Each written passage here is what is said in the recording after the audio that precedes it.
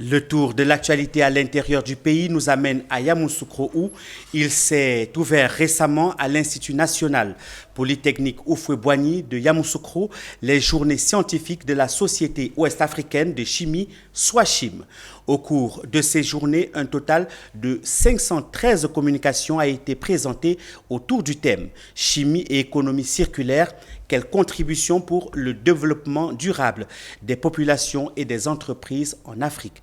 Autre précision dans ce reportage de Charles Kouakou. Cette journée scientifique est un outil d'intégration, de travail et de progression qui représente l'avancée de l'Afrique et contribue au développement des enseignants et de l'enseignement supérieur. Elle a réuni plusieurs pays, dont le Bénin, le Niger, le Togo, le Sénégal, le Burkina Faso, le Mali et la Côte d'Ivoire. Les journées scientifiques constituent une rencontre de donner et de recevoir, de formation des jeunes, mais aussi l'occasion de retrouvailles, de sympathiser, de fraterniser et d'établir de nouvelles relations. Ces journées constituent également pour nous l'occasion de jeter un regard rétrospectif sur les activités qui ont été menées au cours de l'année universitaire écoulée et de programmer celles à venir. Au nom du ministre de l'Enseignement supérieur et de la Recherche scientifique, le professeur Eboa Narcisse a salué la SOACHIM comme un outil d'intégration et a salué la pertinence du thème choisi pour l'édition 2024 des journées scientifiques. Le ministre est à vos côtés,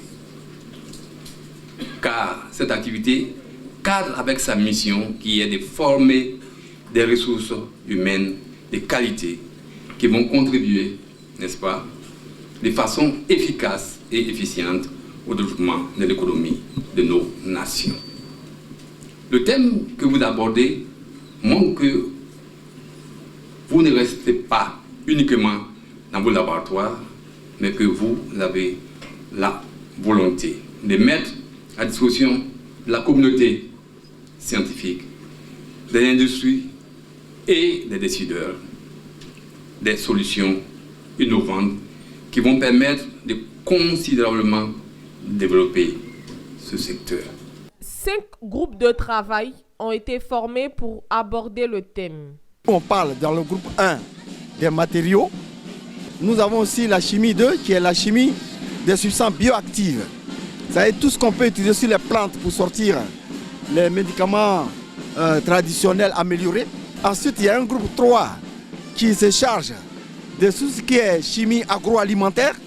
Ensuite, vous avez maintenant le groupe 4 qui, lui, utilise tout ce qui est modélisation pour optimiser la production.